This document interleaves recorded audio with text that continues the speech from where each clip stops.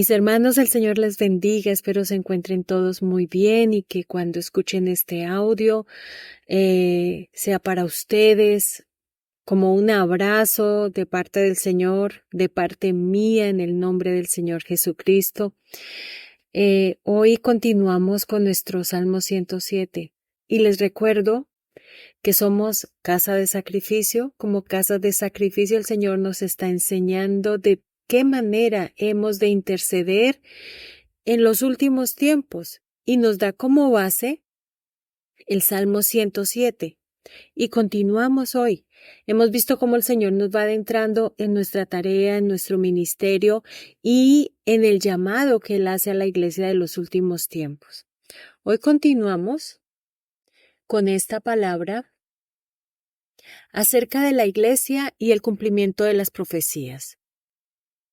Y damos gracias al Señor por este tiempo, Padre, en el nombre de Jesús. Bendecimos este día, bendecimos esta semana que inicia. Te damos gracias por todo el trabajo, gracias aún por las luchas, Señor. No entendemos todo lo que ocurre, pero tú lo sabes todo y nosotros estamos sujetos a ti, a tu poder, a tu autoridad, Señor, a tu amor. Y cubiertos por tu gracia, Señor, porque nada merecemos. Eres tú en tu amor, en esa gracia que te dignas inclinar tu oído y escucharnos, Señor, tenernos en cuenta. Gracias, amado Padre Celestial, en el nombre de Jesús. Amén. Bien. Y entonces hoy tenemos la segunda parte de la iglesia y el cumplimiento de las profecías. Esto es acerca del llamado que el Señor hace a la iglesia de los últimos tiempos. Y vimos cómo el jueves pasado vimos el ejemplo del profeta Daniel. Vimos cómo este varón entendió que aunque la profecía se cumpliría, que toda la palabra fue cumplida, que vino ese tiempo tan duro del exilio, también había de cumplirse la restauración. Así que él se planta como intercesor para clamar por la gracia de Dios. Y decíamos que este mismo principio se aplica hoy en día. La iglesia no puede cambiar el curso de las profecías, pero puede interceder para que más personas sean alcanzadas por la salvación antes de que el tiempo de la gracia llegue a su fin. Eso es muy importante que lo tengamos en cuenta. A nosotros nos correspondió vivir este tiempo, a nosotros nos correspondió este ministerio. Bendito sea el nombre del Señor, así que hemos de ejercerlo de manera correcta, teniendo en cuenta el cumplimiento de los tiempos y las profecías del Señor. El Salmo 107 subraya la dependencia total de Dios. Nosotros hemos de depender totalmente de Él porque es que los tiempos son difíciles. Esto es un tiempo aciago. Quiere decir, es pesado el ambiente muchas veces. Hay como hay dolor, hay tristeza, hay agonía. Y se mueven muchas cosas en los aires. Y resulta que a lo largo de este salmo vemos cómo diferentes grupos de personas clamaron a Dios en medio de su angustia y Dios les respondió con liberación. Y hermanos, para la iglesia de estos tiempos, que son los últimos tiempos, este es un recordatorio de que nuestra fuerza no está en nuestras propias habilidades, sino en nuestra total dependencia de Dios. Los dones, bendito sea el nombre del Señor, los mueve Él conforme a su voluntad. Nosotros, hombres y mujeres, hijos del Dios Altísimo, hemos de depender de Dios en todo. Y entonces hablamos del profeta Daniel, pero también tenemos el ejemplo de Jeremías que luego vamos a ampliar. Esto es la otra semana.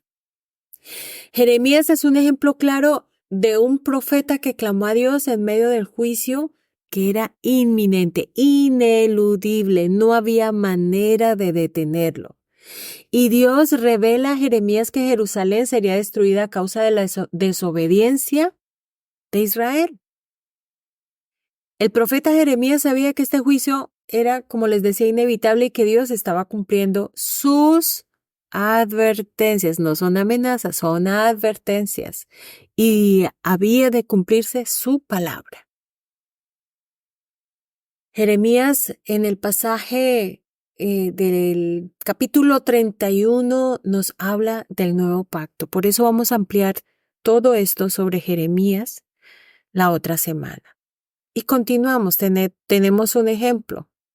Otro ejemplo es el del profeta Habacuc. Hoy nos vamos a concentrar en él. Habacuc clama por misericordia en medio de la ira. Este es otro profeta que entendió el peso del juicio divino. Él entendió la magnitud de lo que venía sobre el pueblo. Y todo comenzó cuando un día él clamó a Dios. Y por la palabra podemos entender que él estaba sufriendo terriblemente por lo que veían sus ojos. Y no era al mundo el que estaba observando, sino al mismo pueblo de Dios. Veamos cómo dice Habacuc capítulo 1, versículos 2 al 4 y leemos en el nombre del Padre y del Hijo y del Espíritu Santo. Dice así: ¿Hasta cuándo, oh Jehová, clamaré y no oirás? ¿Y daré voces a ti a causa de la violencia y no salvarás? ¿Por qué me haces ver iniquidad y haces que vea molestia? Destrucción y violencia están delante de mí, y pleito y contienda se levantan, por lo cual la ley es debilitada y el juicio no sale según la verdad. Por cuanto el impío asedia al justo, por eso sale torcida la justicia. Amén. Y es este profeta en una posición como la que tenemos nosotros en la actualidad cuando vemos las noticias, vemos lo que ocurre en el mundo. Señor, ¿por qué me permites ver esto? ¿Por qué tengo que ver estas cosas? ¿Por qué me tocó a mí este tiempo? Muchas veces podríamos elevar esta oración delante de Él y es la misma oración que Habacuc levanta delante de Dios. Y como les decía, no se trata del mundo, sino el mismo pueblo de Dios entregado a la injusticia y a prácticas contrarias a la moral, a la ética de Dios. Así que al ver la maldad en Judá y anticipar el juicio que vendría, porque Habacuc recibe una noticia, claro, él clama a Dios, en ese capítulo 1, clama a Dios de esta manera y Dios le da una respuesta sorprendente, impresionante. Y si analizamos bien, es hasta, en cierto modo, placentera. No es bonita la noticia, pero la manera en que Dios se explaya o se expresa acerca de ese terrible y tremendo y poderosísimo ejército que Él mismo levantó para juicio del pueblo, y se refiere a los caldeos, es decir, al pueblo de Babilonia. Ahí podemos ver cómo Dios dice: miren esto tan sorprendente, yo los creé, son mi obra y yo los he levantado para juicio. Dios es soberano y quizá no entendemos o no quisiéramos tener que aceptar algunos de sus designios, pero Dios es soberano. Así que Habacuc se encuentra frente a esto porque Dios le ha revelado lo que va a hacer. Así que él entra nuevamente a interceder. Si ustedes lo leen en el capítulo 2, él entra nuevamente a interceder por el pueblo, pero tiene que rendirse y aceptar que tiene que cumplirse esta palabra y que así va a ser. Así que él no pudo evitar clamar a Dios, de todos modos, buscando entender su justicia, pero también clama a Dios pidiendo misericordia en medio de la ira. De la ira de Dios, obviamente. Así que Habacuc 3:2 dice así: Oh Jehová, aviva tu obra en medio de los tiempos hazla conocer, en la ira acuérdate de la misericordia. Y este versículo refleja la oración de Habacuc que pide a Dios que incluso cuando derrame su juicio, no se olvide de su misericordia. Y amados hermanos, este versículo tan cortico, esta cortísima oración es un modelo para nosotros en estos tiempos, que aunque reconocemos que hay un juicio, que viene un juicio y que Dios es justo, también como intercesores hemos de clamar para que su misericordia se extienda a más personas. Y como dice el Salmo 107, orando por los redimidos de Jehová. Pero según la instrucción del Señor, también clamando por la salvación de las almas. No podemos orar en contra de lo que tiene que suceder, pero sí podemos clamar misericordia.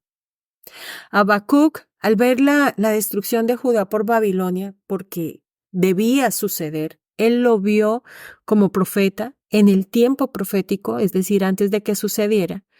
Él clama a Dios en medio de ese juicio y declara su confianza total en Él. Incluso si todo lo demás fallaba, Habacuc concluye que de todos modos es la voluntad de Dios, la acepta y la acepta con una actitud amorosa, de total sujeción, pero también total confianza en el poder del Todopoderoso. Así que este capítulo 3 de Habacuc concluye así, y este pasaje es preciosísimo. Versículo 17 al 19. Aunque la higuera no florezca, ni en las vides haya frutos, aunque falte el producto del olivo y los labrados no den mantenimiento, y las ovejas sean quitadas de la majada y no haya vacas en los corrales, con todo yo me alegraré en Jehová y me gozaré en el Dios de mi salvación. Jehová el Señor es mi fortaleza, el cual hace mis pies como de ciervas y en mis alturas me hace andar. Aleluya, aleluya, gloria a Dios. Amados, nuestra esperanza está en Él, nuestra confianza en Él, nuestra fe para Él y en Él. Amados hermanos, hasta aquí esta cortísima reflexión acerca de nuestra tarea como intercesores en estos últimos tiempos. Veamos que aún los hombres de la antigüedad, estos grandes hombres del Señor, se enfrentaron a situaciones como las que estamos viviendo hoy. Amado Padre Celestial, gracias te damos por tu misericordia, tu favor, tu bondad y por esta palabra. Gracias porque tú nos das aliento. Gracias porque a través de todos estos ejemplos nos dices, ustedes pueden, ustedes lo pueden hacer, sigan haciéndolo, perseveren. Gracias porque nos animas, Señor, nos fortaleces. Nosotros vivimos por tu palabra y tu palabra nos da vida, Señor. Amado Padre Celestial, oro en esta hora por todos los combatientes de rodillas del circuito Cesar Centro. Te presento a cada uno por nombre, Señor, y presento sus luchas, sus angustias, sus preocupaciones, todos los retos que están enfrentando y te ruego, Padre, que seas tú por tu Santo Espíritu dirigiéndonos al entendimiento de lo que tú nos das para que podamos posicionarnos en el lugar que nos diste como hijos de Dios y en el lugar que tenemos de autoridad como hijos del Dios Altísimo, con todo lo que tú nos das, amado Padre, por medio de Jesucristo. Que entendamos que aunque los tiempos son difíciles, tú estás con nosotros y podamos decir como Habacuc proclamó, con todo yo me alegraré en Jehová y me gozaré en el Dios de mi salvación. Jehová el Señor es mi fortaleza, el cual hace mis pies como de ciervas y en mis alturas me hacen andar. En el nombre de Jesús, confesamos esta palabra sobre nuestras vidas y nos quedamos en tus manos, que son las mejores manos. En el poderoso, santo nombre de Jesucristo de Nazaret. Amén y amén. El Señor los bendiga, amados, el Señor los guarde.